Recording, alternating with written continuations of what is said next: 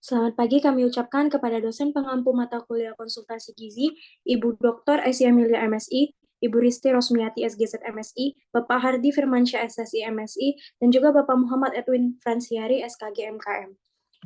Selamat pagi juga kami ucapkan kepada teman-teman sekalian. Kami dari kelompok 14 mengucapkan terima kasih atas waktu dan kesempatan yang telah diberikan.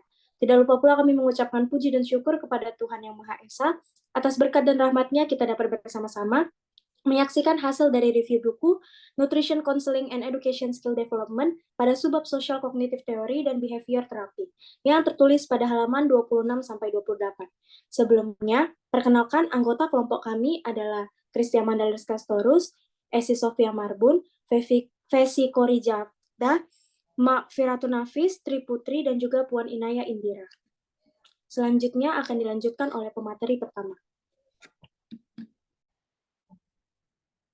Yang pertama ada Social Cognitive Theory. Teori kognitif sosial atau SCT sebelumnya dikenal sebagai teori pembelajaran sosial. Memberikan dasar untuk memahami dan memprediksi perilaku, menjelaskan prosesnya pembelajaran, dan merancang intervensi perubahan perilaku. Bisa kita lihat pada gambar 2.4 dan tabel 2.4 untuk ringkasan komponen teori ini. Dalam teori ini terdapat dinamika interaksi faktor pribadi, perilaku, dan lingkungan dengan perubahan yang mampu mempengaruhi yang lain. Dikenal sebagai determinan timbal balik. Misalnya perubahan lingkungan. Contohnya suami berkembang tinggi tekanan darah menghasilkan perubahan pada diri individu. Motivasi belajar tentang pilihan makanan untuk membantu suami, dan perubahan perilaku meningkatkan asupan buah dan sayur. Faktor pribadi yang penting dapat mencakup nilai dan keyakinan mengenai hasil perubahan perilaku dan efikasi diri. Perubahan perilaku dapat terjadi dengan mengamati dan memodelkan perilaku serta menggunakan teknik perubahan perilaku yang mengatur diri sendiri, seperti penjurnalan atau penetapan tujuan. Lingkungan perubahan mungkin termasuk membeli peralatan memasak baru atau mengubah jenis makanan yang tersedia di rumah. Selanjutnya, Social Cognitive Theory Reciprocal Determinant. Perilaku berhubungan dengan pengaruh lingkungan. Kemudian pengaruh lingkungan ini juga berhubungan dengan perilaku. Pengaruh lingkungan berhubungan dengan faktor personal, dan faktor personal juga berhubungan dengan pengaruh lingkungan. Kemudian faktor personal berhubungan dengan perilaku, dan perilaku akan mempengaruhi faktor personal. Materi selanjutnya akan dilanjutkan oleh rekan saya. Selanjutnya dapat kita lihat pada tabel berikut ini adalah konsep teori kognitif sosial dan strategi intervensi, di mana konsep yang pertama adalah timbal balik determinan. Definisinya adalah interaksi dinamis dari orang, perilaku, dan lingkungan. Implikasinya, pertimbangan berbagai strategi perubahan perilaku, wawancara motivasi, dukungan sosial, terapi perilaku seperti pemantauan diri dan kontrol stimulus, dan perubahan lingkungan. Lalu terdapat konsep yang kedua, yaitu keyakinan tentang kemungkinan dan hasil konsekuensi, di mana implikasinya adalah memberikan tes rasa, mendidik tentang implikasi kesehatan dari perilaku makanan. Selanjutnya,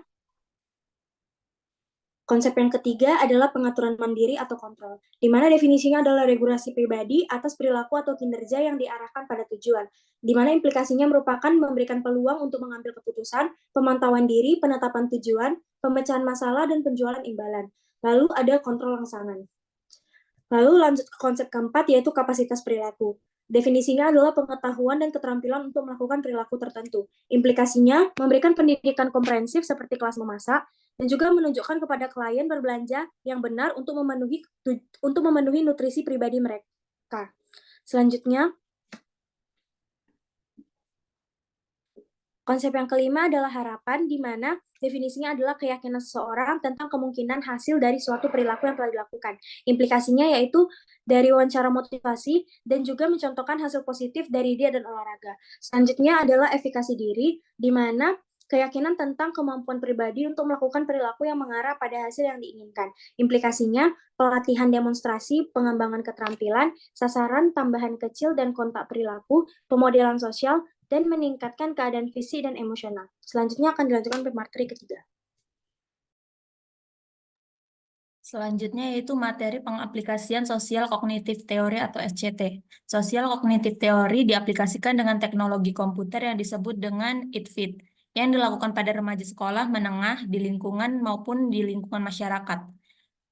Program ini dibuat untuk meningkatkan kebugaran dan juga pilihan makanan. Program ini dikembangkan oleh Program Pendidikan Makanan dan Gizi yang diperluas yang dikelola oleh Universitas of California, Davis, dan menerima penghargaan Danone Institute Award of Excellence in Community Nutrition. Intervensi ini dimulai dengan siswa memilih salah satu dari 6 pilihan pola makanan diet dan salah satu dari 4 pilihan aktivitas fisik. Tujuan-tujuan ini diperkuat melalui 9 pelajaran berbasis pengalaman yang berfokus pada berbagai perilaku sehat. Banyak konstruksi SCT yang digunakan dalam intervensi ini, tetapi 3 konstruksi pemandu mencakup hal-hal berikut. Yang pertama yaitu efikasi diri, ditingkatkan melalui berbagai kegiatan pengembangan keterampilan seperti membaca label makanan, dorongan verbal, dan pemanfaatan pemodelan sosial dengan mewawancarai orang tua mereka tentang pengalaman menetapkan tujuan.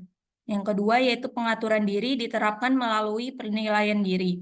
Yang ketiga, harapan hasil ditangani dengan mencocokkan tujuan dengan hasil yang diinginkan remaja yang telah ditentukan oleh sesi kelompok fokus dengan remaja sebelumnya sebelum dimulai intervensi. Harapan hasil ini termasuk penampilan yang lebih baik, peningkatan energi, dan peningkatan kemandirian. Selanjutnya akan dijelaskan oleh rekan saya.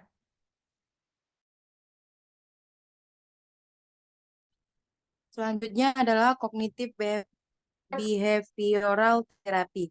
Terapi perilaku kognitif menggabungkan komponen terapi kognitif dan terapi perilaku yang mencangkup berbagai pendekatan pengobatan. Keduanya asumsi bahwa perilaku dipelajari dan dengan mengubah lingkungan atau faktor internal pada perilaku baru akan berkembang. Banyak terapis menggunakan kombinasi dari kedua terapi tersebut dan menyebut diri mereka sebagai terapis perilaku kognitif, meskipun mereka lebih mengandalkan salah satunya daripada yang lain.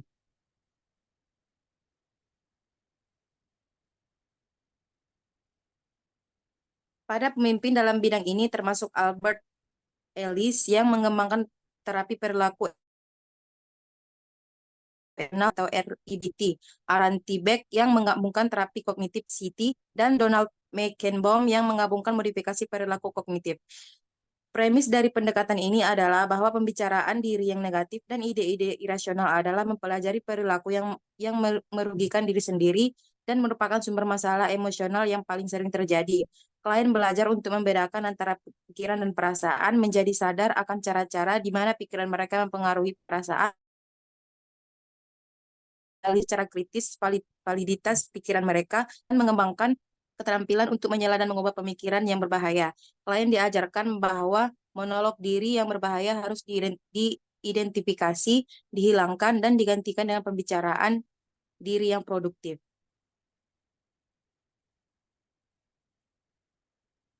Terapi kognitif telah mengembangkan sejumlah teknik untuk meningkatkan perasaan positif dan membantu kemampuan pemecahan. Ini termasuk pelatihan dan terapi relaksasi, gambaran mental, penghentian pikiran, mediasi, biofeedback, manajemen stres, dukungan sosial, restrukturisasi kognitif, dan desensitisasi sistematis. Selanjutnya saya serahkan kepada rekan saya.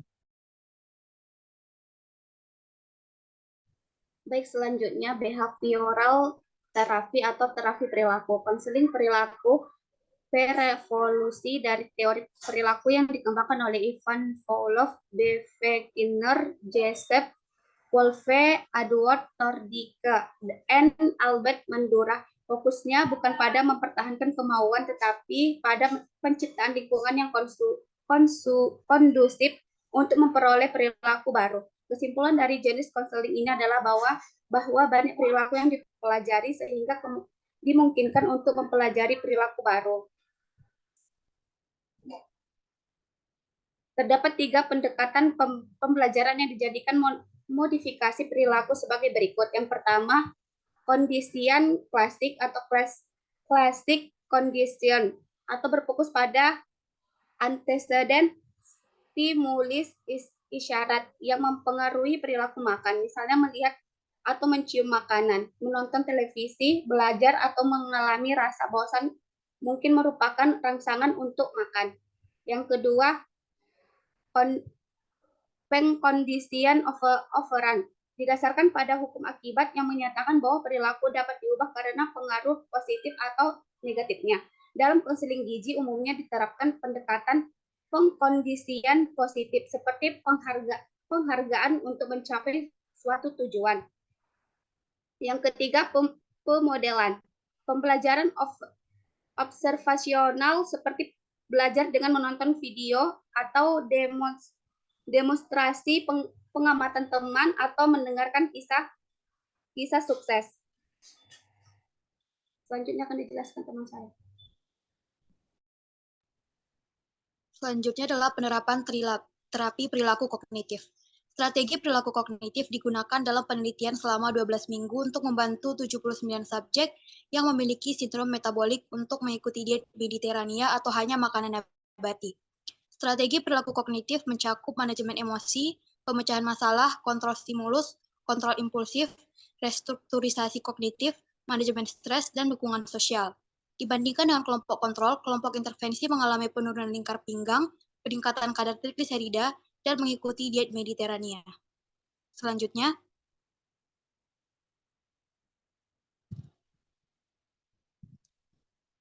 adalah anekdot atau cerita pendek tentang penerapan perilaku kognitif. Di pusat rehabilitasi jantung tempat saya bekerja, ada seorang klien yang kualitas hidupnya sangat dipengaruhi oleh berat badannya.